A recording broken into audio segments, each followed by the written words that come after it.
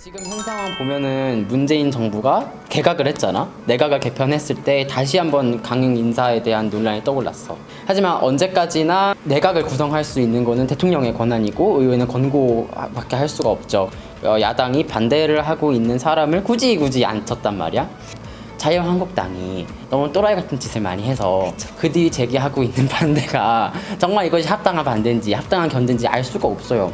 그렇기 때문에 강행 인사를 했을 때 무조건 그것이 나쁜 것이다 라고 이야기를 또 할 수도 없을 것 같아.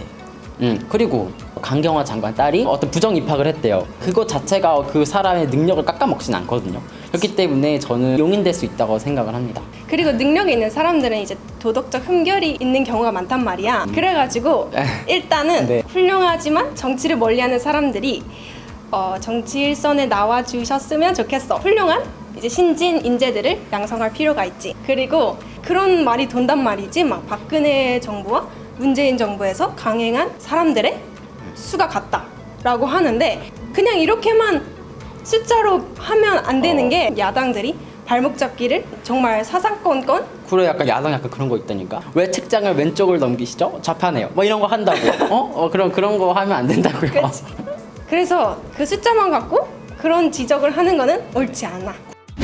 지금 막 묻지마 임명 이런 게 되게 문제가 되는데 충분히 비판받을 부분이라고 생각해. 맞아, 이건 진짜 맞는 말인 게 나도 이렇게까지 할 거면은 청문회를 하는 목적이 뭐냐 이런 생각이 들 정도로, 물론 나도 약간의 비리나 도덕적 결함도 능력이 이제 충분히 있으면은 커버가 되고 임명을 해도 된다고 생각해. 그래서 또 정부가 청문회에서 반대가 있고 여론이 반대를 하더라도 강행하는 것도 어느 정도는 인정하지만 지금 정부는 좀 지나친 면이 있지. 왜냐면 7대 원칙도 자기네들이 제정해 놓고 자기네들이 개무시해버리고 완전 내로남불이라는 비판이 딱 들어맞는 지점이 있는 것 같아. 키워드 문재인 정부의 또 하나의 키워드가 또 적폐청산이죠. 제가 나름의 어떤 평가를 내린다면 의욕은 넘쳤어요. 하지만 별로 성과는 없어요.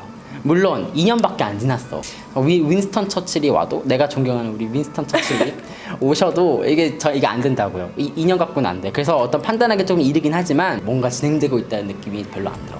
근데 그거는 그냥 느낌일 뿐이야. 이제 실질적인 자료가 있단 말이지. 예를 들어서 국정원의 사찰 기능을 완화시켰어. 그리고 이제 진상 규명이 되지 않았거나 부족했던 사안들을 정리를 해가지고 적폐청산 리스트를 만들었단 말이지. 그리고 고위공직자가 재산을 형성할 때 신고하는 것을 의무화하도록 하기 위해서 노력을 하고 있어. 그러니까 노력을 하고 있어요. 그 노력이라도 결국에는. 얼마나 대단한 거야. 저도 학점 높이려고 노력하고 있어요, 교수님.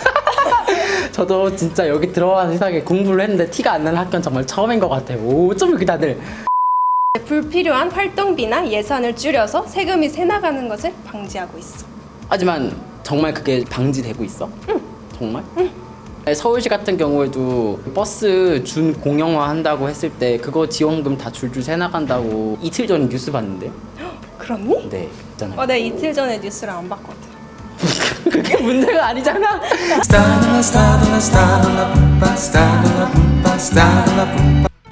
문재인 정부가 적폐청산을 앞에 내놨잖아. 그랬던 것 치고는 너무 미약했다고 생각을 하는 게, 사실 나는 적폐청산 정책이라고 와닿았던 게 거의 없고, 이번에 패스트트랙 가면서 검경 수사 그거랑 그러니까 공수처법 넣었던 게 그나마 적폐청산에 해당이 될 수 있다고 생각을 하는데, 그게 지금 이제서야 법안이 발의가 됐고 적폐청산을 앞에 내놨으면, 그리고 국민들의 지지가 그 정도 있었으면 더 빨리 확실하게 했어야 된다고 생각해.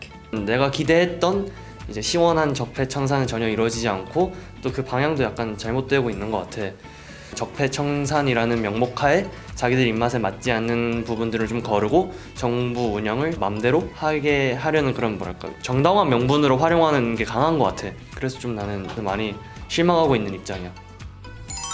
지금 정부가 자신들이 미진한 것에 대해서 이제 전 정권 탓을 하고 있고 구조나 기득권 탓을 많이 하고 있는데, 나는 현 정부가 잘못하고 있는 것이 맞다고 생각을 해. 왜냐하면 정부가 처음 들어설 때 있어서 80%의 큰 지지를 받았고 그걸 전혀 활용하지 못했고, 그걸 활용하지 못했기 때문에 점점 지지율이 떨어져서 지금은 이제 더 이상 국민들의 여론을 활용해서 적폐청산을 하기에는 너무 떨어져 버렸잖아. 근데 나는 구조 탓을 하는 게 어느 정도는 가능하다고 봐. 전 정권 9년 동안 솔직히 좀 싸질러 놓은 게 많았고 또 뭔가 극복해야 될 부분이 너무 산더미처럼 쌓여있는 건 사실이란 말이야. 그래도 기대하는 거는 이제 전 정권 탓 좀 그만하고 제발 이제 자기네들이 의지를 가지고 멋지게 추하게 막 핑계대지 말고, 전 정권 탓은 있는 거 다 알아.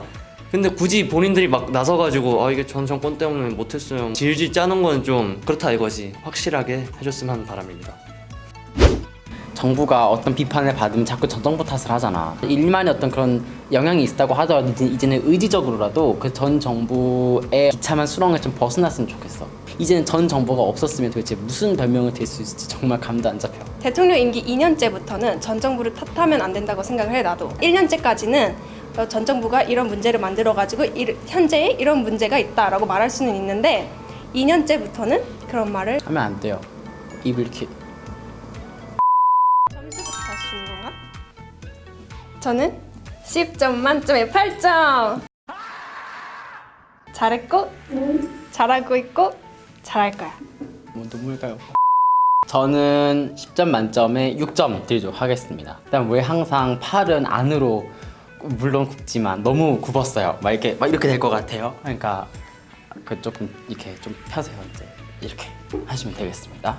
일단 호호 저는 10점 만점을 문제점 죄송하고요. 일단 저는 10점 만점에 5점 드리겠습니다. 5점 준 거는 이제 잘했다는 의미로 수고했다는 의미로 그리고 5점 안 준 거는 좀 더 반성하고 분발하라는 의미로 5.1점을 드리고요. 미움받을 용기가 필요하다. 모두에게 약간 사랑받아야 돼. 약간 80% 지지받은 거 계속 가지고 싶어 이런 느낌이 너무 많이 나는데 그만큼의 지지를 했다는 건 약간의 실수가 있어도 약간 너그럽게 받아줄 수 있다는 거니까 좀 강박을 내려놓고 좀 적극적이게 이제 해줬으면 하는 마음이 있습니다. 재밌게 보셨다면 구독과 좋아요. 알림 설정까지 부탁드려요. 안녕. 안녕. 빨리 가세요.